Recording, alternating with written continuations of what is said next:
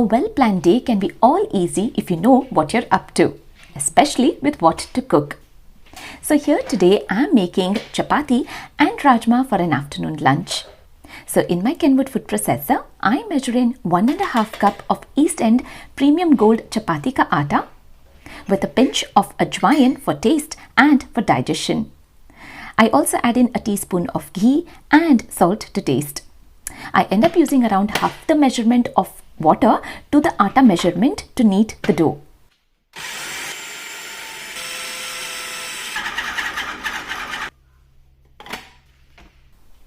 I allow it to rest for an hour or so. In the meantime, I set making rajma, for which I have already washed and soaked rajma from past last evening, and it's been almost around 12 hours time.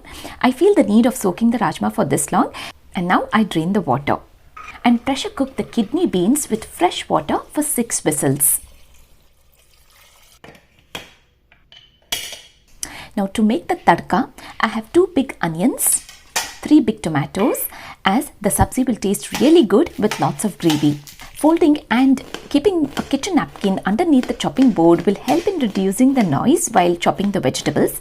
I'm actually okay with this, but I happen to read a few comments with my chopping on the chopping board turning out to be a bit noisy. So here's an easy solution to what we can do and especially what I can do.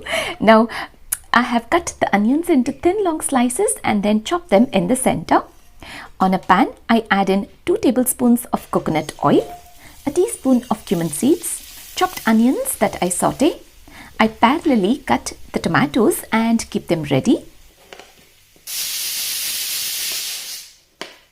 When the onions start changing the color, I add in 2 teaspoons of garlic and ginger paste, and then I add in the tomatoes. I give just a stir, and then straight away into this I add in the masalas: 2 teaspoons of cumin powder, 1.5 teaspoon of coriander powder, a teaspoon of Kashmiri red chili powder, salt to taste. I drain the water from the pressure cooker and save it in a bowl.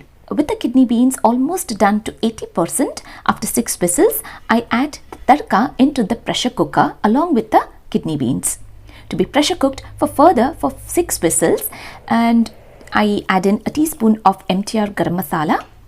I also feel the need of adding in the pressure cooked water only to the quantity it needs. This way, when the kidney beans will be cooked further with the masalas, will nicely soak in the masalas and get infused in the tadka. And this is why I haven't cooked the tomatoes. I've just left them raw. It will be nicely cooked when they're in the pressure cooker. Shreya has her exams today and will be here soon to eat her lunch. So I better get started rolling the chapatis for her. After rolling the dough ball into a small disc size, I apply oil and then fold it up into a triangle, in which way you will get layers after the same dough, which will be rolled into a bigger size. Chapatis also taste very good with a filling. Smearing oil and then adding in a teaspoon of gurel pudi. This is a ready powder that my husband bought from India. It is made using Niger seeds, which taste really good and is readily available in South Indian supermarkets. I roll and then seal up the edges to roll into a big round chapati, and I roast them just the way we do for normal chapatis with oil on both the sides. Rajma is now done, that I add the coriander leaves and fresh lime juice. Shreya finished her lunch and I have also dropped her to the school, that I can now enjoy the sunshine in my back garden and my very relaxing afternoon lunch. I love sitting outside as and when I can, and food becomes more tasty and delicious when eaten in fresh air. And now that I'm completely full, I can switch myself to work and to my art and crafty bit. I bought this t-shirt especially for Father's Day. With Shreya being very busy for her exams, I'm making it for the girls to present it for their dad. And for my very own dad, for Father's Day, it's a top secret as he watches my videos very regularly. So I'm not sharing anything right now in this video for him. Hopefully, I should be able to see him in person very soon.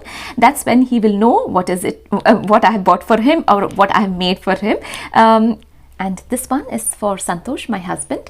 He loves grey color, so I have picked up this particular color for him. Now the beauty of making a present at home, that you can choose your favorite color, style, and get your favorite wordings of print. Getting it totally personalized to your own choice with the help of my Cricut Maker 3, which is very straightforward and easy to use. The machine itself prompts you with the lights flashing, and I connect it to my Cricut app. I have these fonts selected from the app that you can adjust the size to your needs, and I thought of using black smart iron-on to suit the t-shirt color. Now to start making it, I measure the size with the help of the ruler on the shirt, making sure it will fit in perfect. So here is my smart iron-on, and the machine itself detects the quantity needed, and when it's ready, flashing the play button.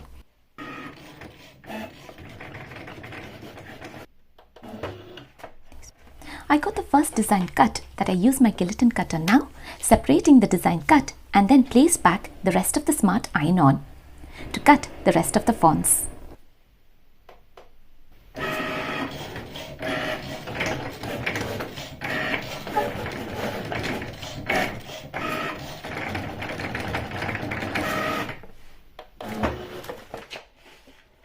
With all the fonts and the design cut, I am ready to work on the very interesting bit using my easy press on.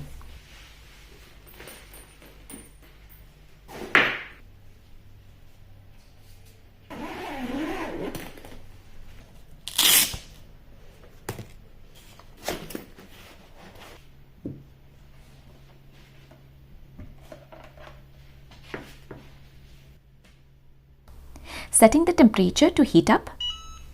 It's always a good idea to press the fabric first to remove the wrinkles and moisture, and then I cut the fonts, separating them from one another.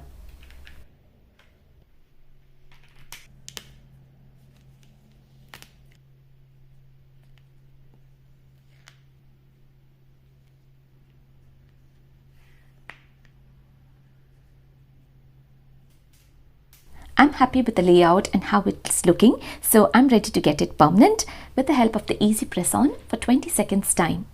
And then gently moving it, flipping the t-shirt and then pressing it on the back as well.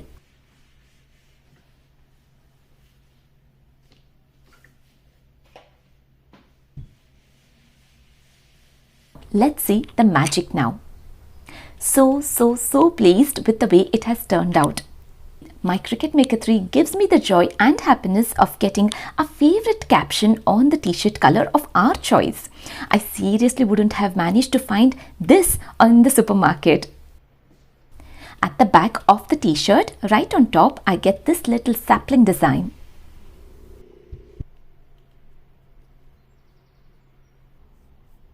Time to wrap and pack, making it perfect for a dad. Now what I find the best and eco-friendly way of packing the gift at home and still making it look outstanding is with fabric that I can reuse again, as this gift will be given at home and will stay at home. So I just wrap it up, and I have given the fabric an iron as it was too crumpled. I'm using some buttons and have used the nano tape to get them on, as they will not leave any marks behind. A little sheet of colored paper matching the fabric, folding it up like this, creating a collar. And nano tape is holding it strong, and a little sheet of matching color just in the shape of a tie that I have cut. And Shanika is going to write a message. A very easy way to impress your dads, and what all dads love the most is your attention, care and lots of love. Let's keep that growing in abundance. We are honestly all so full with Rajma that we had eaten for lunch that we want to eat something really light for dinner tonight. And anything left over has to be finished for good, right? Cannot let go anything waste. I had made poha the previous day for breakfast, and now I have got to make it interesting. So I'm tweaking to make poha pancakes. Yes, poha pancakes, for which I have 4 small potatoes that I have chopped. I'm also planning to make carrot and parsnip crisps for the sides. After good wash, I'm peeling off the skin. As I had already used the food processor in the afternoon, I'm continuing to using the same, just changing the blade to thin slicer to make rooty vegetable crisps.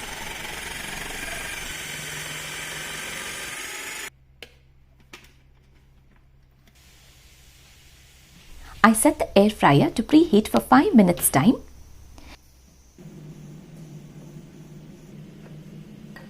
And adding in olive oil to coat the slices, giving it a good shake to combine.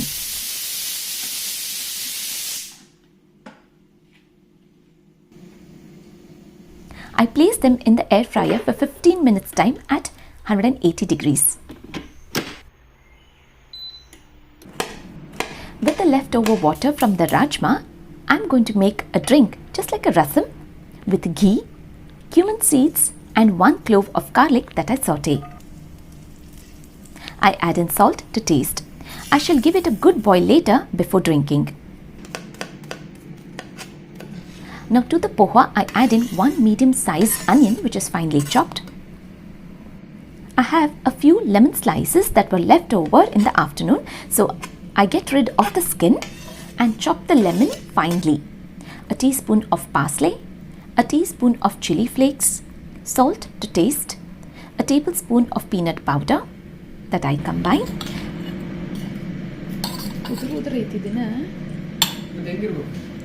ಆಗಿತ್ತಂದ್ರೆ ಹಾಕ್ಬಿಡ್ರಿ ಆ ಬೌಲ್ನಾಗ.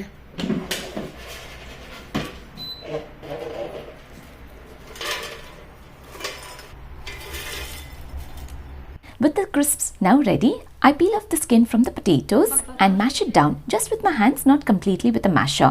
And then I add the poha mixture.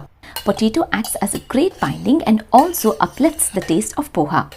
I also add in a teaspoon of amchur powder, giving a press in between the palm, creating little pancakes. This way, I keep all of them ready before I go out for an evening walk. Back home, just in time for dinner, I set the rasam to boil and the pan to warm up to make poha pancakes. They tasted absolutely fantastic just on their own, that you've got to try. In fact, my girls who are least interested in eating poha for breakfast have now asked me to make good portion for leftover poha so that I can make poha pancakes for them later. With no more leftovers in the kitchen, I'm happy to go to bed feeling all good. I really hope you found this video useful and helpful. Thanks for watching. ನೋಡು good. ನಾನು ಸಾರು cut ಹಾಕೊಂಡೆ. ನೀವು ketchup ಜೊತೆಲಿ ತಿಂದ್ರಾ? ಚಲೋ ಇತ್ತು ketchup ಜೊತೆಲಿ ಅನಿಸ್ತೈತಿ.